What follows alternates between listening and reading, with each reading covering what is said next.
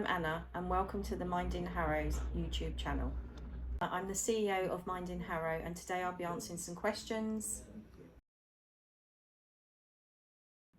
Okay, thank you for that question. I've worked at previous Minds before as Head of Services, and so when the opportunity came to be a CEO at Mind in Harrow, I couldn't wait to jump at the chance.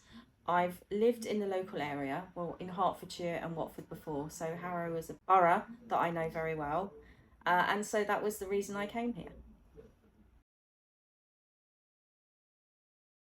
So mental health has been part of my family. My grandfather suffers from schizophrenia and my brother from bipolar. And so I've grown up knowing what mental health is like and having to care for somebody with mental health. So this has really shaped my career. And I've worked in housing and mental health for over 20 years. So to me, supporting people with mental health is really important, but actually supporting people to be able to manage their lives, support their own recovery, and build resilience is really, really important. This is a really good question, and it's something that I challenge myself every day to think about. So Harrow has a really diverse community and mental health is prevalent in many of these communities. I see us as champion those who may not be able to support themselves or may be in crisis. I feel we can support people through the challenges and the crisis that they have, and we can provide services for people Harrow will wish to use. So co-production is really important for me, and that we provide services that service users has helped design. It's also really important for Mind in Harrow to work with other voluntary sector organisations. Together we are stronger and we can provide a holistic approach to services and to support that people may need. Well, my first month here, I met the HUG user group, which stands for Harrow User Group. It runs quarterly and it is the service users who come together to discuss the services that are in Harrow, what they need, what we can do, what the council and commissioners can do better. So it was really amazing for me to meet people who'd used our services and who'd lived in Harrow for such a long time. Another really amazing event that happened was recently when we went to the Stepping Stones exhibition.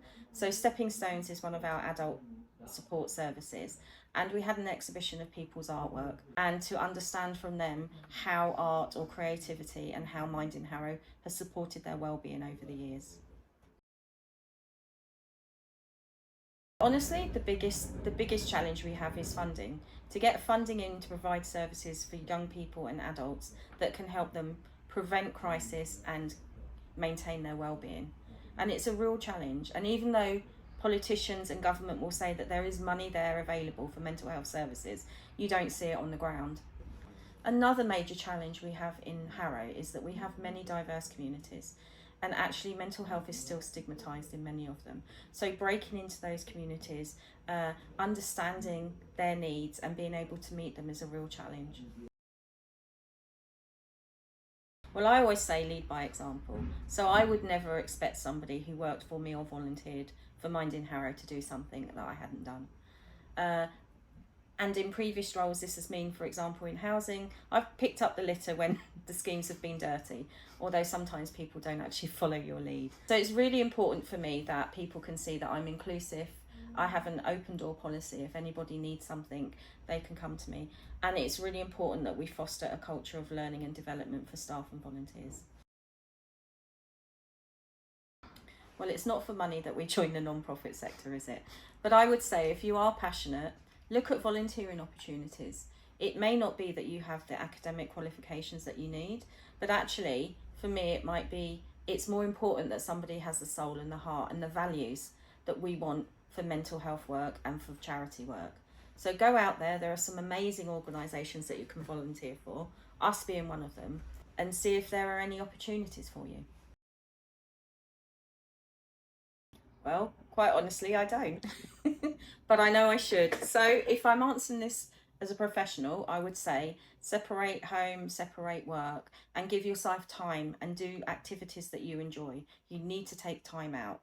So I love gardening, I love wildlife, going for walks, reading.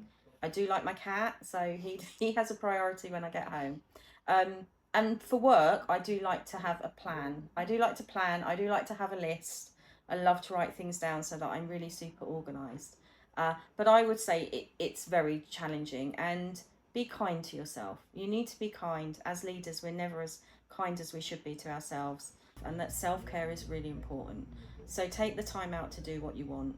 Like I said, gardening, yoga, walking, or even just with your furry animals.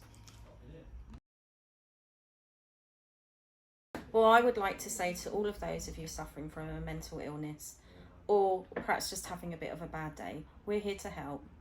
We aim to support people to recover from their mental illness, but actually to be able to live the life to their full potential, for people to be able to realise their ambitions and their dreams.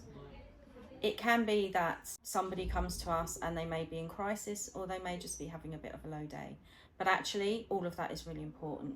Mental health and mental well-being is really important. It's important that we can support people to be resilient, but to live their best lives. And sometimes it's okay to not be okay, but understand that there are people and organisations like Mind in Harrow out there who can support you and to help you. So please reach out to us by clicking on the link in the description box below. And lastly, don't forget to like, comment, share or subscribe. Thank you.